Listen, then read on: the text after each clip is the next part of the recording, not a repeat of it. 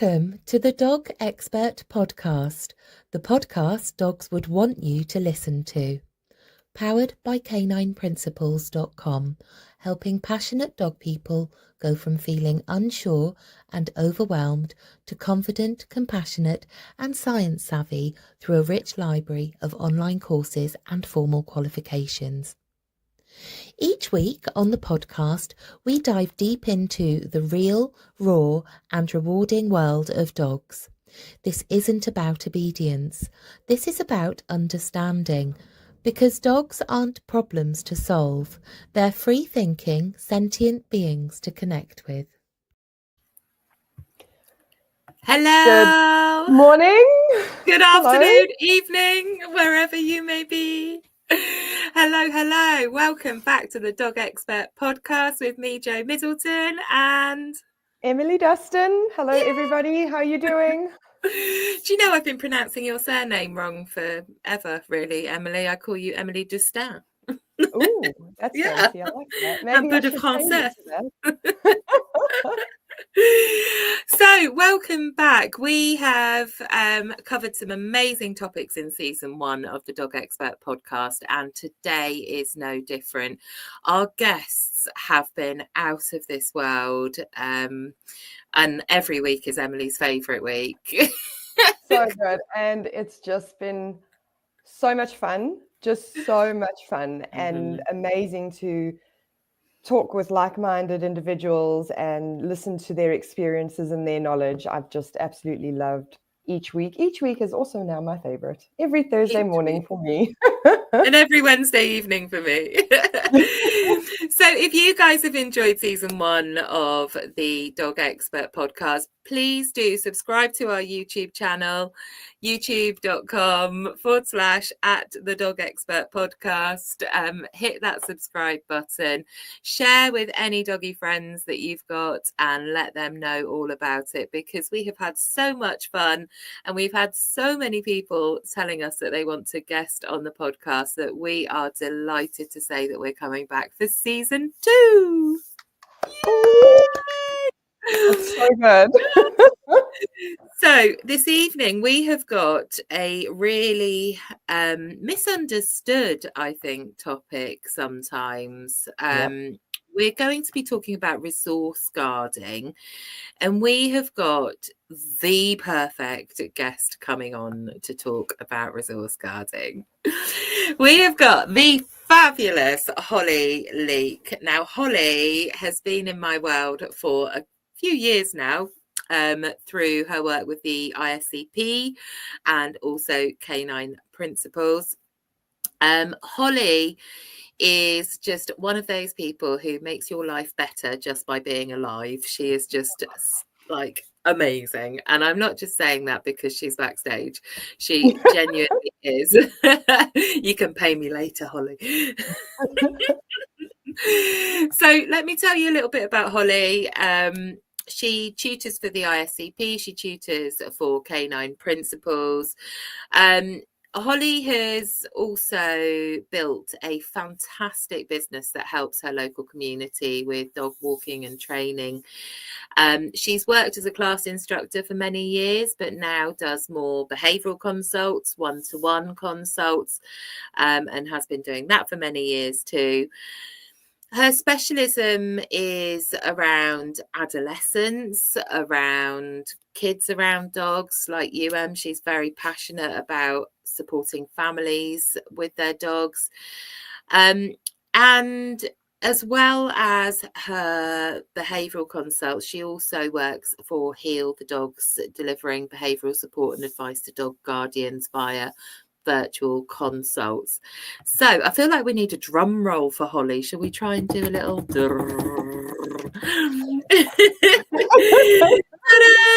it's like magic.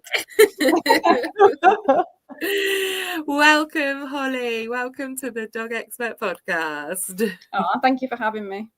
Thank you for coming out to play. This evening's topic that you are coming on to talk about is one that is it's really tricky to deal with, and I'll share later on a bit more about a few of the dogs that I've fostered over the years who've had challenges around resource guarding. But do you want to tell everyone a bit more about you and what you do? I know I've given a little intro and said what I think, but do you want to say in your own words?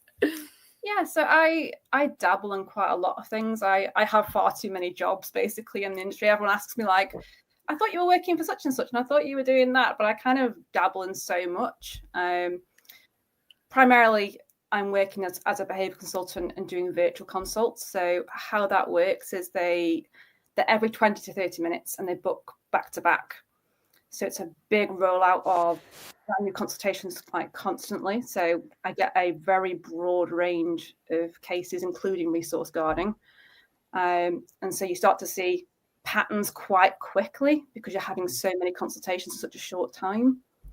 But yeah, I work as a one-to-one dog trainer as well. So that's adolescents, puppies, reactivity as well. I'm a bit picky and choosy who I work with now because my plate's just so full. So I'm kind of in that privileged position now where I can kind of pick and choose what cases I really want to take on. And then obviously, as you said, work as a tutor, which I absolutely love. I love trying to, obviously helping dogs one-to-one is brilliant, but you can help more dogs by helping more trainers. 100%. Yeah, you've got a greater reach, haven't you? So it's a different avenue of, improving canine welfare. So, and that's really what I care about most. Oh, fantastic. Absolutely so true. So I think probably the best place for us to start about resource guarding is to actually clarify for anyone listening who isn't quite sure what resource guarding is, what we mean by that term. Yeah, so for a lot of people, they picture the snarling, growling dog with the bone in the corner and even sort of extreme biting as well. And that's what they term resource guarding. It's aggression.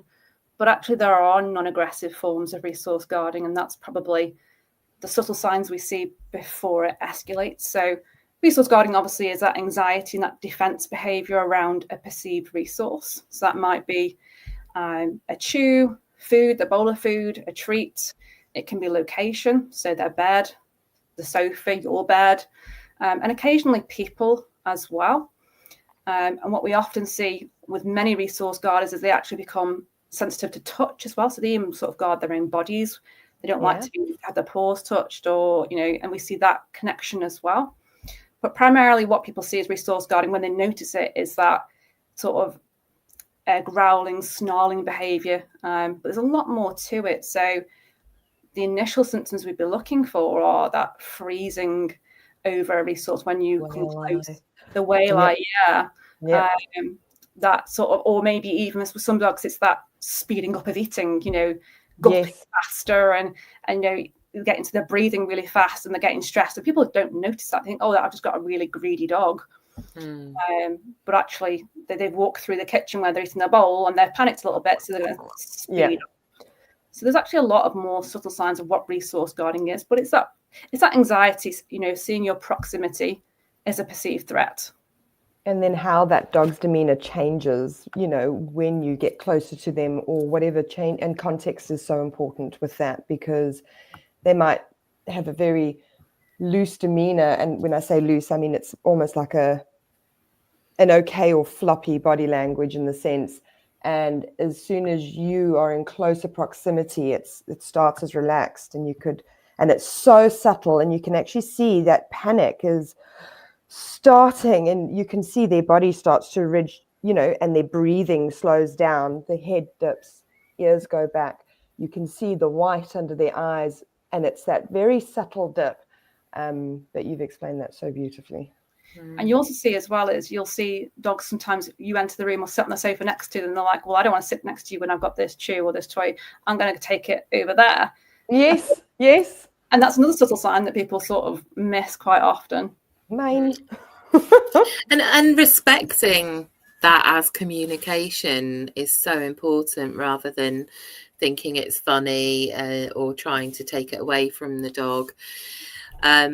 Ultimately, dogs guard things because they're not feeling emotionally safe, which is, I know I bang on about this every week, but it does boil down to emotional safety and confidence, and it can stem from past experiences. It can stem from a lack of trust in humans as a whole, not necessarily just one individual human. It can stem from a lack of trust in other dogs. And it can even come from a genetic sort of background. And ultimately, it's a defensive behavior because they believe that something that's valuable to them, or something that they've put a value on, is potentially going to be taken away. So that range from the body freezing all the way through to biting, to saying back off, away from this, it could be anywhere from in that range that you're seeing that emotional insecurity displayed.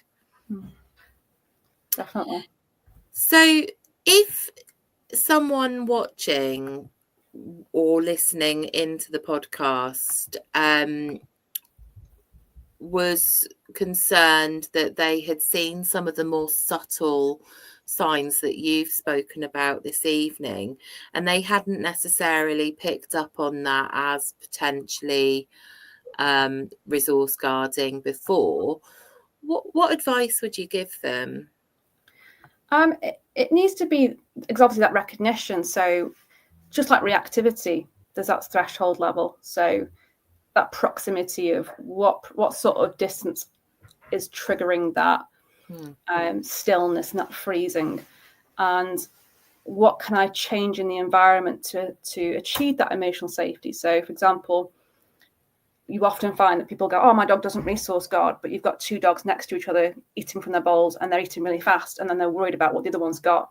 And so if we're changing our environment so that the dog feels safe when they have resources, that can make a massive difference all on its own, without any training to say, hey, this is your designated area to have your chew. You know, this is your bed or your mat. I'm going to put you in a place that's not highly trafficked while you have that, so you don't feel the need to freeze. And same with the food. If you've got a dog that's a little bit stiff with either other animals or with people in the house when they're eating, to make sure that they're in a space where they haven't got to put their back to a door, because I think that stresses a lot of dogs. Like we tend to put bowls up against a wall, and the dog's sort of looking around, looking at the doorway, and worried about what's happening behind them, and they feel a little bit ambushed. So making sure that they have that space and time to have those resources on their own, so that they have a predictable environment. Resource guarding happens a lot because of that unpredictability of when we're going to remove a resource. And if we've got a history of removing things, they can easily generalize that to anything they find reinforcing. So even if we've been only taking a pen off them, or a piece of tissue, or a bit of paper, whatever it be, they might then generalize that to another item, that like a chew or their food bowl. And so then we might start seeing that stiffness and stillness. And if we're not responding to that, and we're continually putting them in an environment where they're starting to feel threatened and they're not feeling safe, it's that environment that needs to change first before we even think about doing any training. Because easily with management, we can go, don't worry, that's your space, that's your chew, you go there, this is your routine now. Every single time you have that long lasting chew, you're going to go to a mat area. You can use a barrier if you want to, especially if you've got young kids. That's something that is mandatory for me when working with young families anyway, regardless if there's any resource guarding. The dog gets into the habit of going into a penned area away from the children, so that they can have resources, so that that issue never develops. 100%. Do you see resource guarding a lot, in the salon? I would probably say more so their bodies. Okay. Their feet nails, guarding their feet nails, tails as well. With the salon, everything is individual, right? And the way that I work is not new dog on table, do full groom. I need to learn about the dog, build a relationship with the dog, and get the dog to the point where they go, okay, you're a safe person, or the cookie lady, that's nice. All right, I'll let you touch that. Cookie monster. Then I get a treat. Okay, I get a break. And it's those those rest breaks in between, when behavior develops, it's that trigger stacking, right? And that's what pushes the dog further and further over the threshold. And trigger stacking will be an individual event. And these events can happen simultaneously or sparsed out. So one of the biggest things with resource guarding that I've come across is, besides environmental, and this is usually when puppies come from a breeder and they're all fed from the same bowl, and they're each trying to, and there's some amazing articles on this, and it's all these puppies are eating from the same bowl and they're fine, and some of them are tolerant, but some of them get pushed out. Then they try and wiggle their way back in, and then they get pushed out again. So that dog, in some way, as they're developing that experience, they're deprived. They didn't get their full meal intake. They're not full, they're not full. The other one pushed them away, and then some dogs then learn to retreat and they become more withdrawn because their personality is not as bold as others. And other dogs go, right, I'm hungry, and they push past them, and then, well, puppies, not dogs, and they start to eat, and they learned, right, that behavior gets what I need. And what it comes down to with resource guarding, and like Holly mentioned, whether it is food, a toy, a couch, it is not about actually necessarily the item. It is about what that item means to the dog. And that comes down to primitive wiring and survival. It's a natural survival behavior, isn't it? It's a natural survival behavior. The brain cannot distinguish the difference. And we're talking about the amygdala and all those wirings. The brain cannot, that part of the brain cannot distinguish what is real and what is not real. And it's that if I don't eat, I will die. If I don't, this toy brings me joy. And I'm obviously projecting. I'm not trying to humanize it. It's just so the audience can have a general idea of what I'm trying to express. It's, this food makes me, this toy makes me happy. You're going to take it. Mine. Nope. And then people will unintentionally, due to outdated methods, do silly things where I'll just use my teacup as dramatic effect. Someone told me if I put my hand in the food bowl, it will teach my dog to be tolerant. And the example is, if you're sitting at a dinner table with your family, you have a wonderful relationship with your family. And I'll use my dad as an example. My dad is the coolest dude on the planet, but he had this habit of my breakfast in the morning or something nice at dinner, because I would eat before them because my parents ate later. And he would walk past and he would steal a chip. And I would be like, Dad, stop it. That's resource guarding. That's my dad. I love him dearly. Do you know what I mean? And I'm as a human being, I'm not going to physically hurt him, but I'm cognitive enough to communicate when he's stealing it as it is, because he stole my chip. You see what I'm saying? And my behavior reflects resource guarding. I might have not have escalated it to the way dogs do, but I'm still being defensive over a chip on my plate. So if you relate that to that advice where you go, okay, to teach your puppy to be tolerant, put your hand in the food bowl, you stick your fingers or hands in my food, I'm going to grumble because I'm saying, hey, this is mine. And my brain is going, oh, taking food. No, you need that for survival. And my response is involuntary. I can't help it because it's also so quick. He genuinely just walks past. Then, because he had a predictable pattern of behavior, I would anticipate it.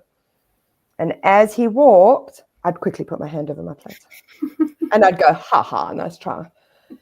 But as a human being and as a person who grew up with that, and it became a joke, I can distinguish the difference. I can still have enough control to manage my emotions within reason, depending on my day. When it comes to a dog, and I think we mentioned this in either episode 1 or 2, when it comes to a puppy, there's no distinguishing anything for them. When they get from adolescence to adult, the saying goes, they have no more than a 2.5 to 3-year-old child. And that age, a child doesn't know actually what's right or wrong. They don't understand why they can't eat chocolates at 8 o'clock at night. So if you bring that to the dog doesn't understand why your hand is in the food bowl.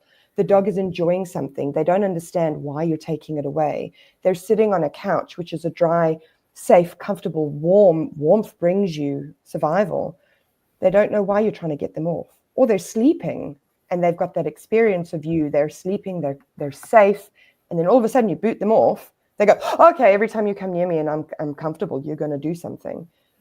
And then we have that predisposed genetic influence. In Goldies, funny enough, I see it a lot in Goldies. Interesting. And that's, you just work with it. And that's when it comes back to what you said, that's safety. Because if they feel safe and they're not threatened, there's no need to react or respond that way. And constantly reinforcing that safety and being consistently they're safe with you, that they can feel safe with you. Because, so for example, if I have a foster in that's a resource guarder, yeah, we feed them separately. We always feed new dogs separately, but I will deliberately walk from a distance and chuck something like a little piece of chicken or a little piece of cheese in, so that my presence is something positive that's going to add, not take away. I'm never going to put them in a position where they feel that they have any risk that what is precious to them is going to be removed. It will always be either added to or swapped for something that's of a higher value to them. Holly, do you, what Em just said there about Goldies, that's really interesting. Do you see traits of resource guarding in some breeds more than others? Yeah, so it's interesting because obviously I'm keeping records of all the cases that I have, and my folders are getting so big because I'm having so many in a day. And the most common at the moment is cockapoos and poodle crosses, without a doubt. And if I go through, it is 6 to 12-month-old cockapoos or poodle crosses, you know, your cavapoos as well. And it's become consistent. I go through it and I go, there's a real pattern here of that behaviour. And probably, obviously, poodles can be a little bit high maintenance. They can be quite sensitive. I think they already have that sort of sensitivity to being touched anyway, I find. And then you combine that with the Cocker Spaniel that obviously is trained to hold things in their mouths, you know, same as any other good gun dog. And so you've got a bit of a perfect storm there of genetics. The only issue I find with the genetic cause is that it can be one of those things where people are like, oh, I've got on Google and I've typed in that cockapoos are resource guarders, therefore nothing I can do about it.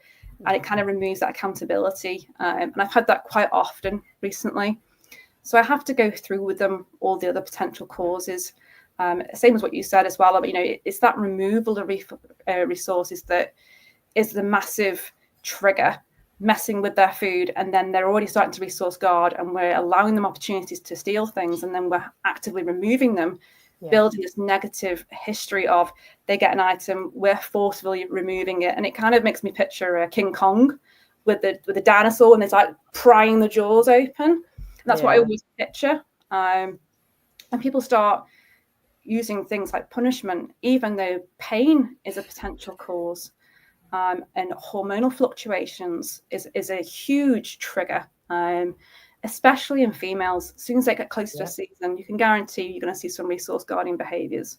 You know, potentially even more in some of your gun dog breeds, and some of your mixed breeds. I think if you've got a mixed breed, probably their behaviour is going to be a bit more unpredictable. You're not quite sure which genetics is going to be dominant, but you definitely see a pattern there. And with those hormonal changes, I had a case recently of a lady said my dog started resource guarding everything, like locations, is controlling the movements of the other dog. She's become reactive, completely changed. And the only common sort of issue was she'd recently been spayed and spayed too early, and had actually got a persistent phantom pregnancy. So all these issues had come from that. And so that's something we've got to be careful of, that we're spaying to treat, often for guardians, to treat a behaviour like this. You do it at the wrong time during that phantom pregnancy, because all dogs do experience a phantom pregnancy, whether that's, you know, overt or covert, where you don't see any symptoms whatsoever, apart from maybe resource guarding, reactivity and anxiety. And you do it at the wrong time, you've got a persistent phantom pregnancy. So you've got, after spaying, you've still got hormones triggering resource guarding behaviours. And this can go years without being diagnosed. And it's now being called the silent killer, by vets because they're showing aggression towards their guardians. The guardians don't know where it's come from and what to do. They spayed them, that's not worked. And so a lot of dogs, unfortunately, end up being euthanized because they can't figure out that was the initial trigger. So and it's actually what you said there just goes back to what you mentioned earlier about education and helping trainers, because to have that insight is so valuable to identify it, to move forward, to prevent that situation of going to the vet. It's so important. It was really sad when I discovered it, because I was always under the impression years ago that phantom pregnancies was just, a select few. Realizing that they actually all have those prolactin increases, which trigger sort of milk production and the nesting behaviors, but not all dogs get those. The fact that we're still routinely, spaying females, and people are doing it for these issues, and then finding they've got a dog they cannot control, they don't feel safe with. And sometimes they feel it's beyond any trainer or behaviorist capability to deal with, because they feel like they can't micromanage their home life. And so it was devastating to me really to figure that out, that was a massive cause of this particular issue. And then there's no education out there for people to go, oh, do you know what? If we'd realised this as soon as the spay had happened, we could have treated it straight away. The problem with the hormonal triggers of behaviour is there's always that learned component. So even if we say, neurological changes due to the adolescent brain or hormonal fluctuations, if the behaviour is rehearsed and they still don't have that emotional safety in the home, that behaviour can become learned, adaptive. It becomes their coping strategy. And even after we've addressed, or they've matured past the adolescent brain, or there's no more hormone fluctuations, they can still have the resource guarding, so they're not necessarily going to grow out of it. And then I think phantom pregnancies in a lot of people's minds are literally the dog maybe gathering some teddy bears and taking them to their bed to mother them, rather than the resource guarding and the severe symptoms that you can see, because they're really struggling at that point. And I think it's really important that we just spend a few minutes talking about what we would advise for a guardian who is struggling with resource guarding. And before we do that, I just want to make it perfectly clear that we would absolutely not advise using any intimidation, any punishment, any force, because anything like that can really exacerbate and make this worse, but also damage the trust and the emotional safety, which are the two really key jigsaw puzzle pieces that are going to help to stop the resource guarding. So positive methods are incredibly important every time you're dealing with a dog. However, with resource guarding particularly, we really want to make sure that everything that we're doing is paying into that dog's emotional bank account rather than making a withdrawal from it. So can you tell us a bit more, Holly, about how you would advise someone who's struggling with a dog that's resource guarding? Yeah, so I've had a few cases recently where spraying water in their face was used. And with a lot of dogs, they anticipate the punishment, whether that be grabbing hold of them, wrenching their mouth open, being sprayed. So they run under a surface where they feel safer. So that is another sign they're trying to find that safety. So they run under a table and then guard the item, or they run into a corner of a room. So when we are dealing with resource guarding, we've got to try and figure out where the trust issues have broken down, how we've been responding, because we're so focused on the dog's behavior, we kind of forget about our own. So I'm asking the client, what has been the history of the resource guarding? Go back with me and think about how you've responded, including things like talking to the dog, eye contact, cornering them, pointing at them, shouting at them, so that we have an understanding of how they perceive their body language, because we can do lots of training, but if we don't understand the context of it, like Emily said earlier, it happens in so many different contexts, we could get it wrong. So if I'm saying, oh, we need to do swap training, we need to do this, if we're doing it in a room where the dog's got a history of resource guarding, so for example, the dining room where the dining table is, and we're doing the training there, the dog might already be close to threshold. They may already be so conflicting. Yeah. So we don't want to do it somewhere where we already know they're already feeling threatened. We need to think about which environment is suitable before we start, how our behavior, our body language is being perceived. Because even if we need to get an item off them, they're so good at twigging when we're trying to trick them. So people go, oh, come and look at this toy, and like lead them away. Redirection obviously is important. If we've got something really dangerous, so they've got paracetamol or something, we need to get that off them. The problem with going in there and going, you've got it, you can't have that, and taking it off them is they can swallow faster. So they could panic ingestion. Yeah. Whereas, and then if we're trying to use redirection as well, and we're saying, come and get this is great. And you lead them away, and then you're like, right, run. And you run into the item, you're competing with them. And that's exactly what the problem is. You're competing for resources, and there's that anxiety. So one of the big, along with the emotional safety, one of the things I've been using recently, which is very, very simple, is the counting game, which is introduced by Chirag Patel. So this is something that I ask people to do in an emergency situation when they need to get the item, but they want to make sure that we're not practicing the same patterns of behavior that are causing that perceived threat. For those that don't understand what the counting game is, basically it was actually designed as a recall game. It's a pattern game whereby you count up and down with your hand, and you're placing treats down as you count. And the dog comes over for those treats, you move further away, and you begin counting again. The dog comes over and is catching up with you, and you're trying to stay ahead of them. And of course, with that way, it's hands-off handling and then following you away from the resource, being able to lead them out of that room.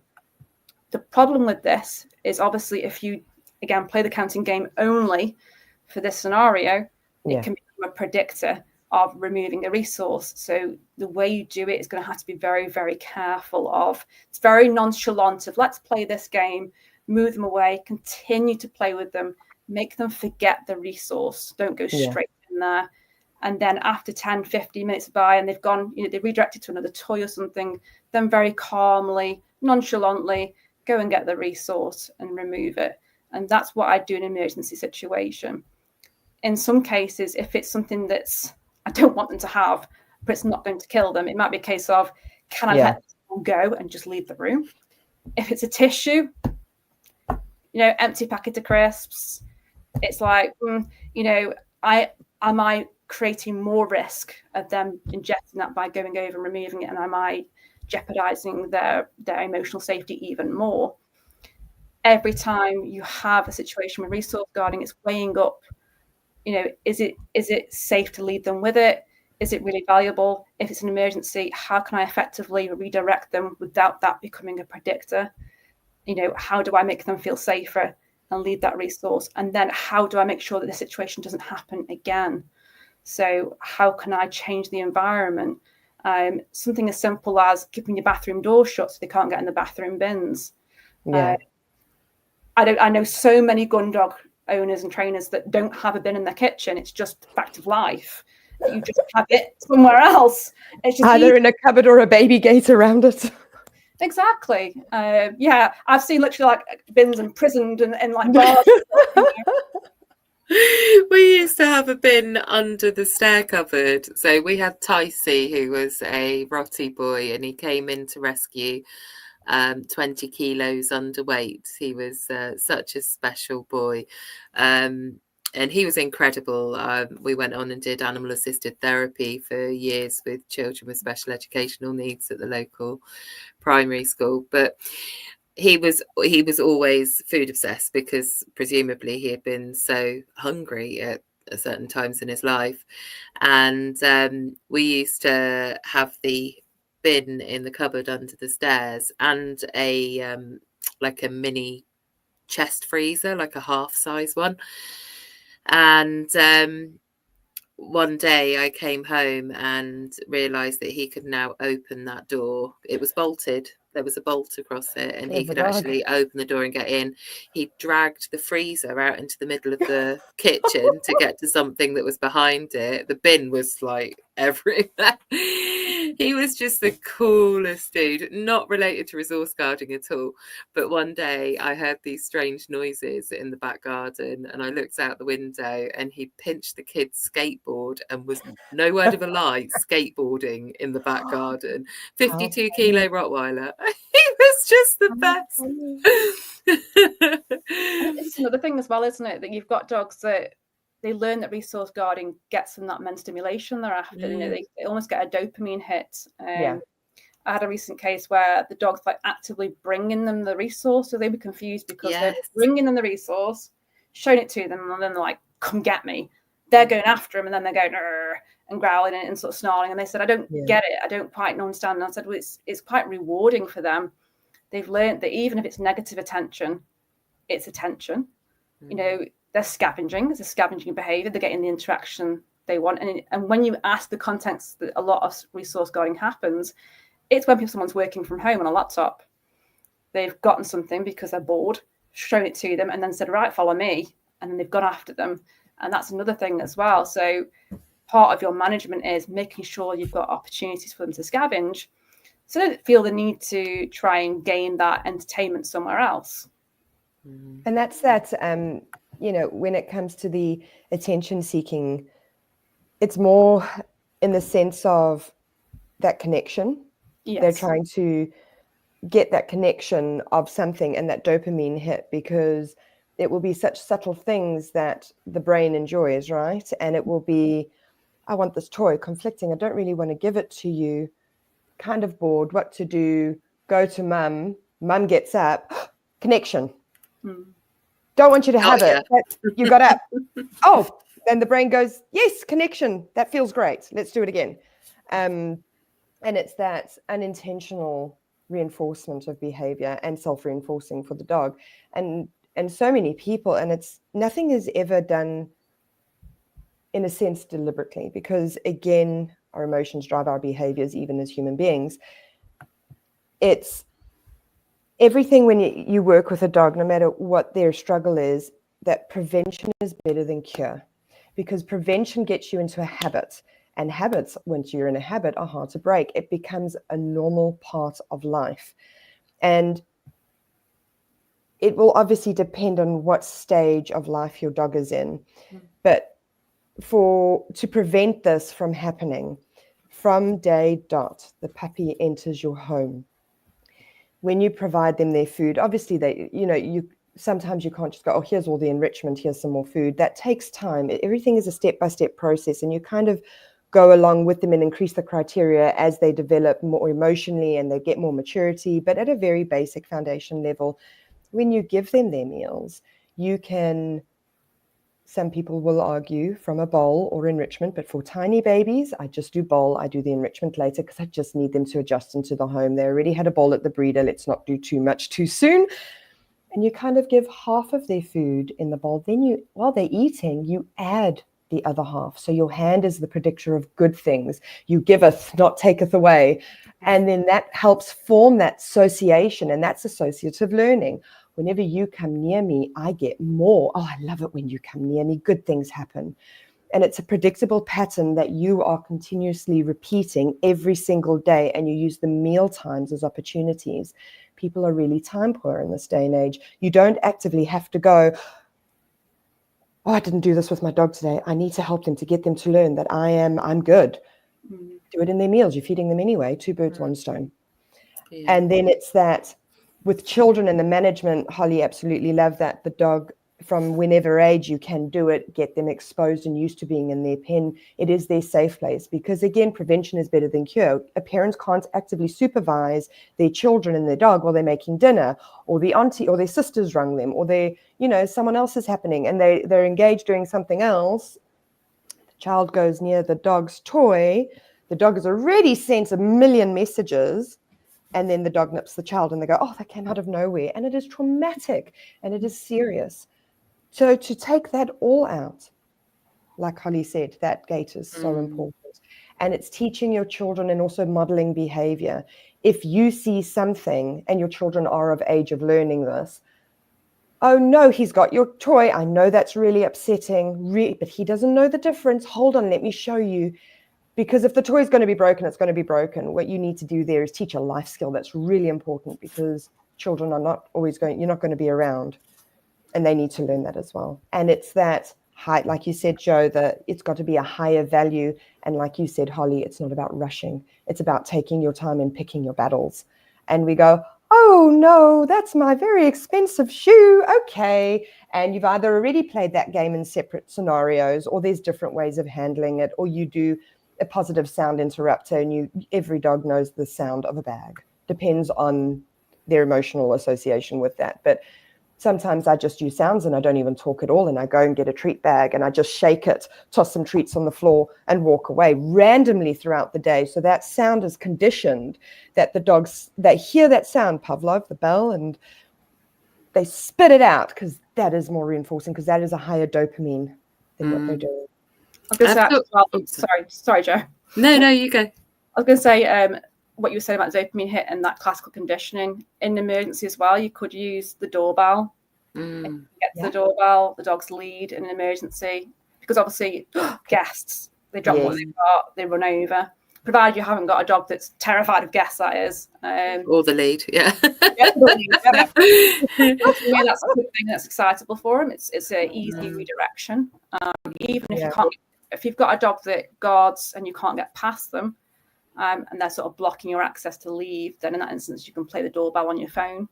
It's just as an extra that you could add. That's an awesome idea. Yeah, love that. In emergency anyway. Yeah, because it is that panic ingestion is so dangerous, because not only do you have the risk of having a dead dog, you then have a traumatized dog who's had to go to the vet, depending if they're able to get the dog to induce vomiting. If they can't, they've got to open them up.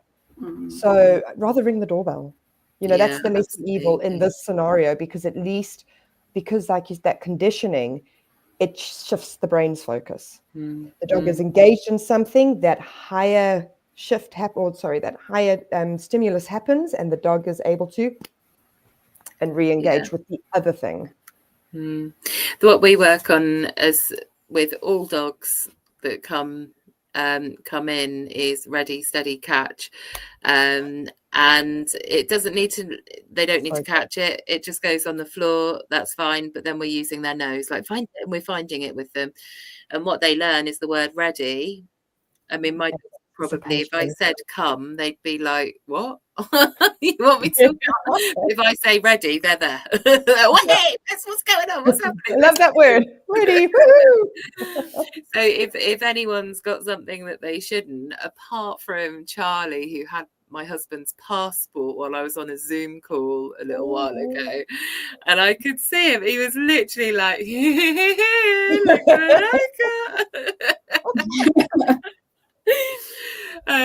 but the word ready just means something really exciting is going to happen. We also play a down game as well. So it's like whoever goes down first gets a treat, and then the next one gets a treat, and the next one gets a treat, and that's just so much fun. But it means that when we're out and about, because we start introducing it in the home first, and then gradually build up to outside in more and more distractions. And the word down means something really cool as well. It's like, wow, this is awesome. It's happening. Yeah. So as long as we're having fun and we're using positive methods to redirect their attention, or we're adding value. But what we're going over time again every week. No, we're not 43, not 45. We're fine. We've got time. Okay. It's only because we were late starting. Because we were so busy chatting backstage. Oh no, and I've forgotten now. I was going to say, what you think about your point. I've known there's been a bit of controversy over the drop and swap thing as well for resource guarding. And I think that's because the emphasis is on that task orientation rather than the trust issue, which I totally understand. I think with drop, the issue is it's been used so many times in such negative situations that it's been poisoned. The dog's got a negative association with the word drop now, because you're going drop, but it's more of a threat. Then and then you've had to remove it, and then you're going drop with a nice toy and a treat, and the dog's like, and it just doesn't work. So if I've got a history with a client where they've been using drop and then it's been poisoned, I will teach a swap instead. But I do this with items that they don't resource guard, and it's outside the context of low value items. Absolutely, that's so good.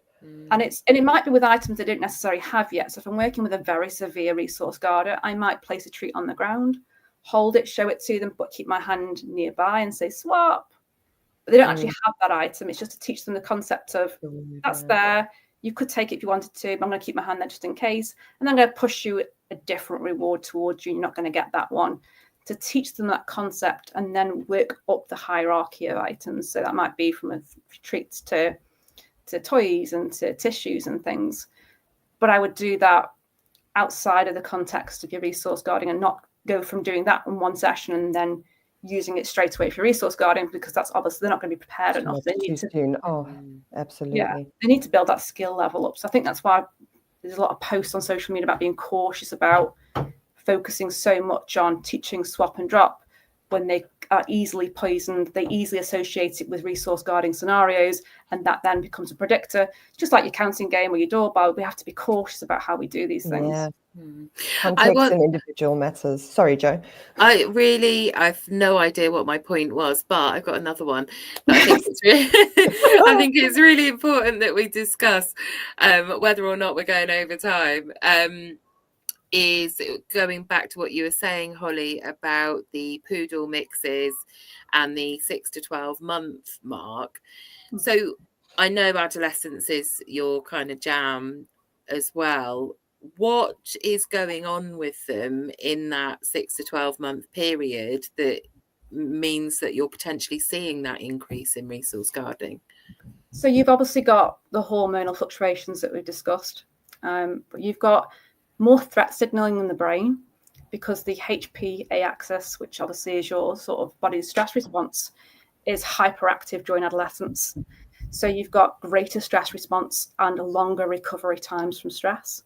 So if you've got a dog that's trigger stressed from, whatever stressful activity they've had over there, and then they've come in and you've gone too close, you've gone to remove a resource, that's maybe when they're really chronically stressed and we see resource guarding. You've also got fluctuations in serotonin, and their sleep patterns are starting to change. You also have a poor fear extinction.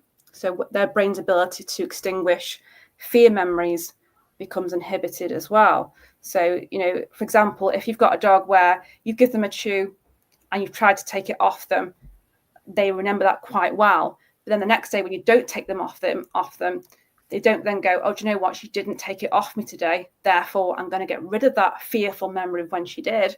They kind of hold on to that fearful memory, and it becomes very, very powerful, no matter how many times we try and change that. And so you've got a dog that's more sensitive to stress, poorer impulse control. So the inhibitory neurons in the brain are less than the excitatory neurons. So you've got very excitable behavior, more impulse control, less impulse control, just more impulsive behaviors, more emotional choices that they make because they haven't got that cognitive control to regulate those emotions. So you've got a perfect storm of hormones and neurological changes that are making them chronically, stressed and more threatened by anything they perceive is that's going to be negative for them. So there's a lot of different things that I've considered, which is why I will definitely do more on that subject in adolescent dogs, because that seems to be the area of the time frame of when it happens. Yeah. It's that shift. It's that shift from the brain after the critical period to the adolescent period. The brain shifts, and what I like to say, it's not so open-minded. It's not as open to new novel experiences. Everything can be deemed a bit more threatening because of the fluctuations between serotonin and cortisol and all those things that you were mentioning. Absolutely. You've also got that little area called the nucleus accumbens, which is where they process rewards. And that becomes hypersensitive to rewards, but less sensitive to punishments. So you've got people using more aversive training and having to escalate their aversive training. And the dog's like, no, this is more rewarding. I'm not listening to you. And so they're going to seek out novel items. So things they think, oh, this is super interesting because I'm more interested in novel things now. I don't want you to take this from me. I'm hyper, sensitive to stress. And then again, you've got that, you've basically got the perfect ingredients for resource guarding to happen in that period of development. Oh, I could listen to you all day. I know.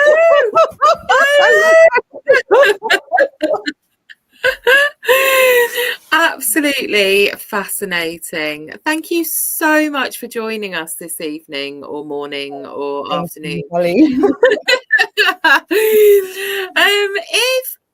Wow, you've got some exciting stuff coming up, haven't you, Holly? Do you want to tell people a bit more about what you've got going on and how they can get in touch with you before we let you go?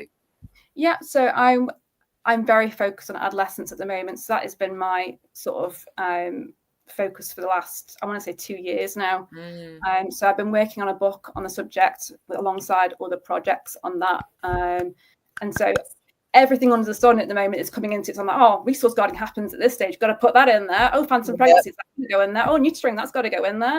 Brain development, and it's all kind of I'm making so many connections with so much at the moment. But yeah, you can reach me on Portals, so it's portals.com, or you can reach me on Facebook, which is just Portals again. So yeah, and I have a dog dilemmas, positive training and support group as well that people can join. So I'm in there as well. I'll post in there as well.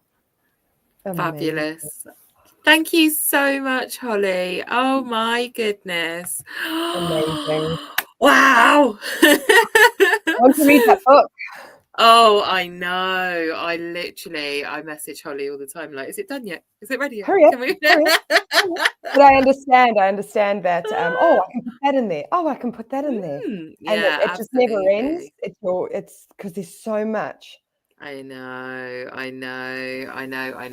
But Canine Principles is having a writers' retreat in October because so many of us are in the process of writing another book or our first books. And oh my goodness, this is amazing. It's going to be epic. Jay Gurdon, who was our guest last episode, Jay and I are hosting it. We're both published authors, Amazon #1 best-selling, and also focusing around do you have to live so far away? Well, when are you moving? All right, I'll pack tomorrow. Yeah, it's going to be epic. It really is. It's being held at a dog-friendly venue as well, so lots of space and land around to chill. So yes, super exciting. And Canine Principles also has an adolescent dog course in the pipeline, being written by the one and only Holly Leake. So if you've enjoyed this episode and learned lots, please do keep your eyes peeled or pop an email to info@canineprinciples.com and we'll add you to the list to be notified when that course goes live. Amazing. Oh my goodness, I don't want to go. and look, we're under the 60-minute mark. We are. Should we stretch it? 5 episodes. I feel like this podcast, my inner geek or outer geek, I mean, it's a bit of both. It's just so happy. Yeah. And the experience is just so good. And everyone who's been on, and I know it's only 5 episodes, but it's just never stop learning, ever. No. It doesn't matter who you are, what you've studied, what you've not studied, where you are in your life. This industry, you never ever stop learning, and I have just loved everyone who has come on here. Well, each individual dog teaches us something different, right? Yeah, it is absolutely incredible and our guests are jaw-dropping. And next season, whoa, we have got some exciting stuff on, but we won't do any spoilers. We'll leave the carrot. We'll let it dangle. But we are having a 1 week break, and we're back with season 2 the beginning of June, first Wednesday in June at 7:30 BST, or if you're in New Zealand, first Thursday in June. Yes, keep your eyes peeled for the announcements of the guest speakers. If you have enjoyed this podcast, please do share with all your friends, all your doggy people, your networks. Let them all know about the Dog Expert podcast, and we will keep on inviting the most wonderful people like Holly in onto the podcast.